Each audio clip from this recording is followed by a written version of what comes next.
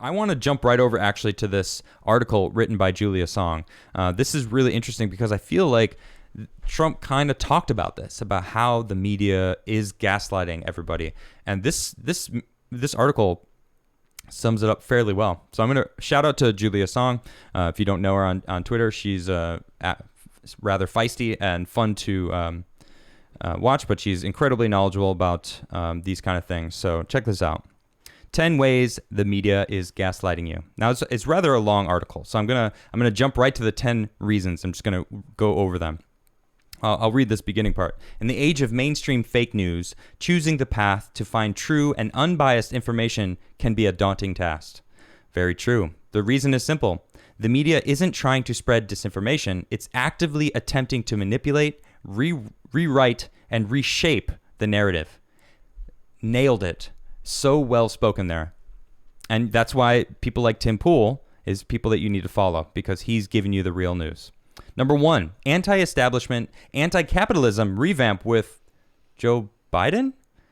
The rise of populism is undeniable on both sides of the political aisle. After years of foreign intervention, war, and corruption, the left and the right took it upon themselves to denounce the establishment and career politicians. Newcomers like Andrew Yang, Tulsi Gabbard became all the rage among the youth, though receiving very little media coverage.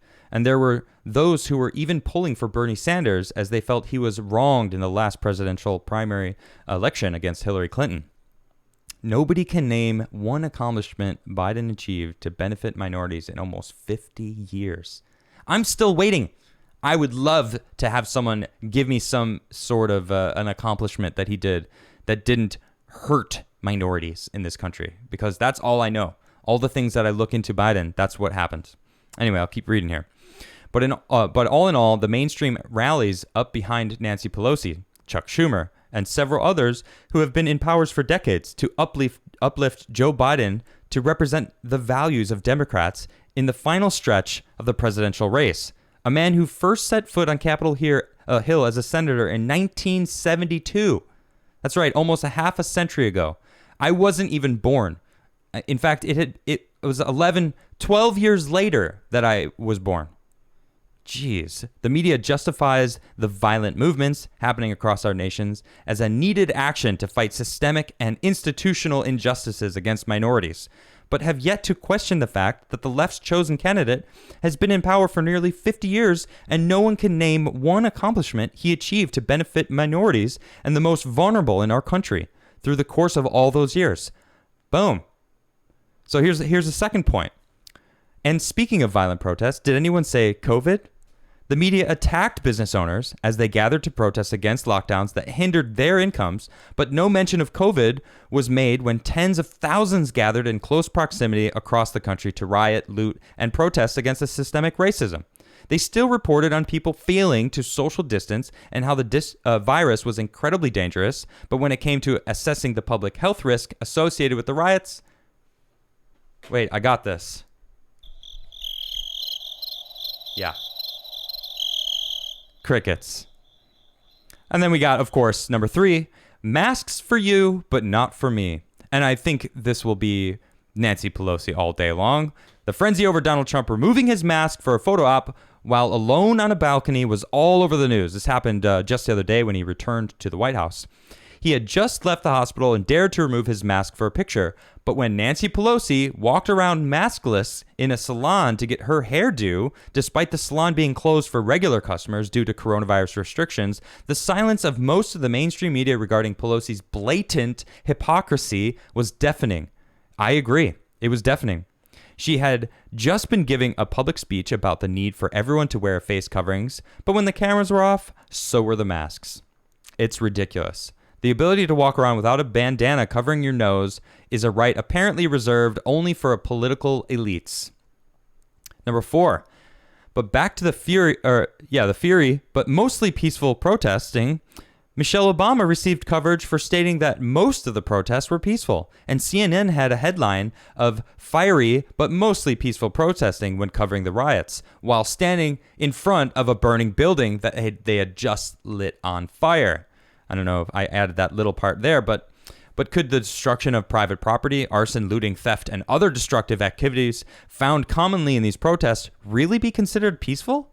Because if so, we should probably update the law. As it stands, in most places, these harmful acts are actually considered to be a serious crime. And millions and millions and millions of damages being dealt across the country is not peaceful. All right, number 5. Sexual deviancy is only a problem in the GOP, right? Right?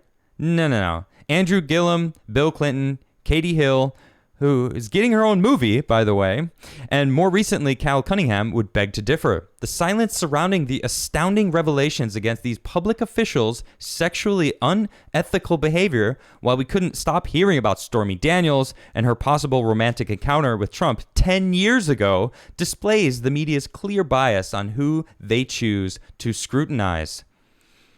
Oh, man. Number 6, trust the experts. Not.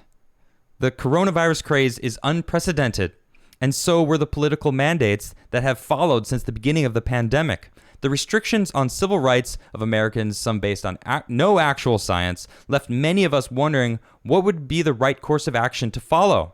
The constant changes in official recommendations by the CDC and the WHO contributed to the overall public confusion, and whenever doctors and health experts dared to speak against the chosen mainstream media or the narrative of the day, they were vilified, banned, and all that, dismissed, and even their content banned from social media. Anything that pointed to the fact that the political attacks on our personal freedoms might have been unwarranted and were perhaps even detrimental to public health, and was given zero coverage or dismissed without proper fact-checking.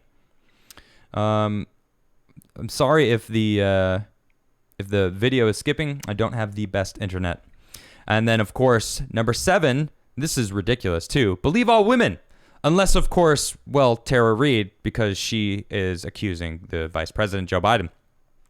The hashtag #MeToo movement marked the beginning of a new era in which women felt empowered by the common community to come forward with their stories of abuse at the hands of powerful, influential men in their industries. We all remember hearing of SCOTUS Kavanaugh when Christine Blasey Ford was hailed by the media for accusing the judge of sexual assault while providing no concrete proof or even an accurate statement account of what happened during the supposed assault. But her heroism and bravery never left the media's mainstream narrative.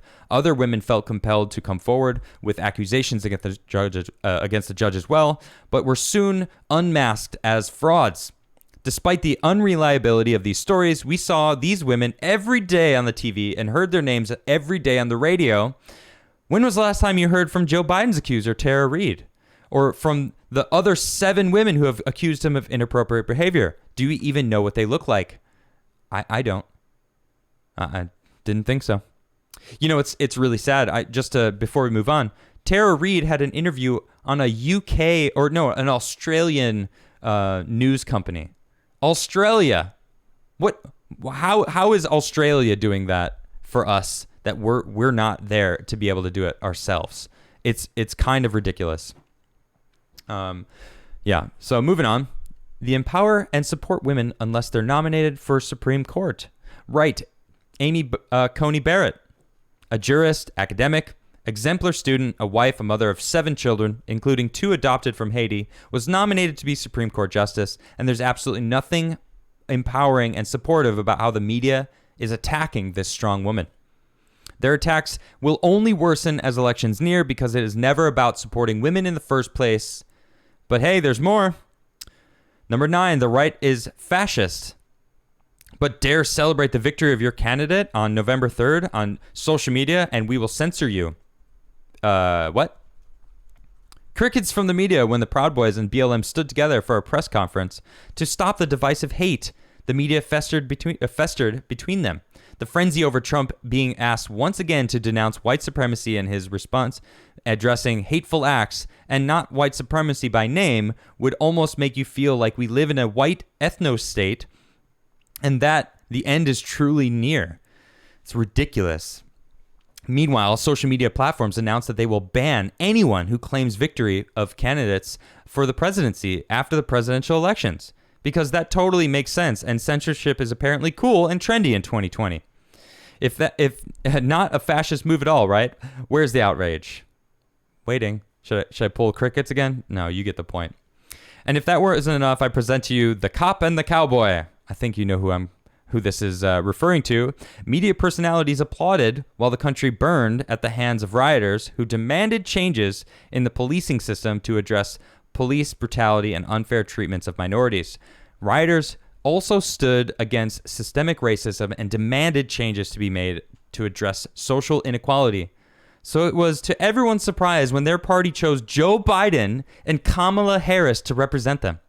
Joe Biden is the physical representation of social inequality, and his privilege shows through the countless racist moments and remarks. And Kamala Harris, a prosecutor who slept her way to the top, is known for jailing minorities and even keeping innocent men behind bars, and it's not even added here, so that they can work for cheap labor. That's why she kept them in there. It's ridiculous.